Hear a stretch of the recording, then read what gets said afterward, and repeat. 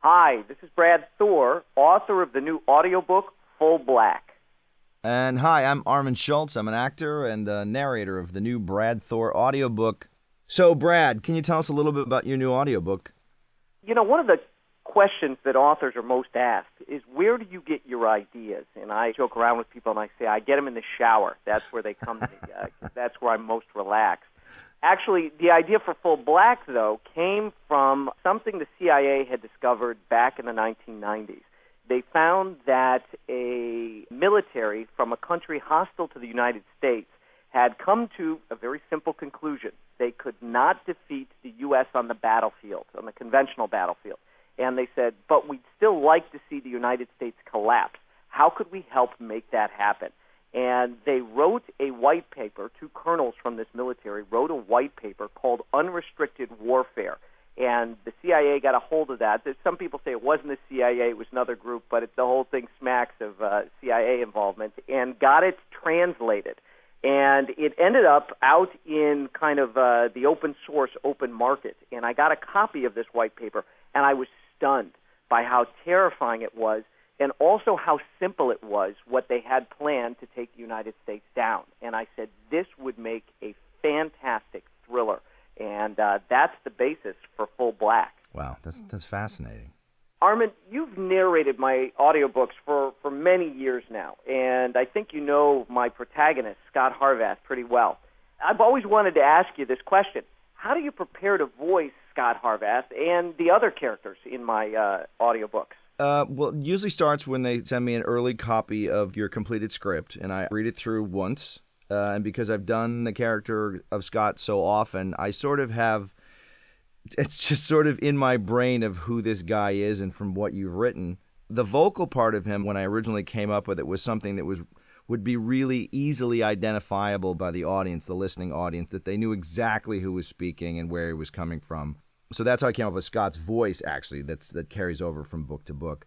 And the other characters I basically go through to see what type of characters, whether they're foreign, whether they're from Europe, whether they're from Asia, depending upon which characters you've written.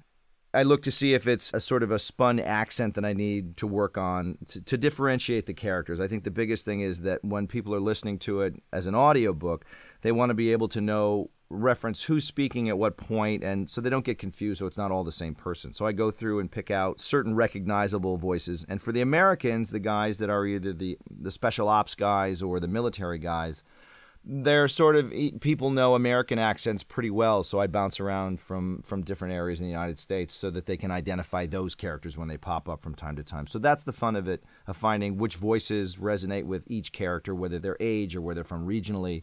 And then the villains are always fun, too. And sometimes if there's a new villain that I have to come up with something that's really interesting for that you've written, that's always fun to try to find out where I want to spin that guy. Well, that leads me right to another question that Sure. I want to ask, because I've thrown so many different types of characters into these books over the years. You've got, the little under 3 foot tall dwarf, the troll, Yeah. all the way up to Scott Harvath and any range of foreign bad guys, which is, a lot of people ask me, why don't you do the audio for your books? Why aren't you the voice on that? And I tell people, I said, there's no way I could do what Armand does. I said, this is a Broadway-trained actor. Oh, thanks. And you're so talented at this, and I really appreciate it. And that's why, I get so many compliments on the audiobooks, and it's because of your gifts and your abilities. Out of everything that you've read in my thrillers over the years, do you have a particular character that's been your favorite to give voice to? I mean, I have to say Scott first. There you go. All right. We're going to hire you for the next one. Well, I mean, that's the obvious reason, is because everybody, I mean, he's so on point and on task and so deliberate in what he does, even when he has questions about how to approach things or when he's put himself in situations he doesn't want to be in. I mean, the protagonist, that's always the fun thing. And he has such great things to say about his patriotism and how he stands up for the guys that are on his teams. It's not just military sort of bravado. It's the way he feels about his country and about the guys that he protects and about the people of the United States. So I think a lot of that, he's just such a great leading character. As usual, it has been fantastic speaking with you, and I'm very much looking forward to your recording of the audio version of Full Black. Oh, it's totally my pleasure. I love doing these books every year. I look forward to them. I love chatting with you. I'm sure we could talk for another couple of hours. It's great. He's a great character. I love your books. I'm so glad we had this chance to catch up and talk about Scott Harvath and the upcoming Full Black.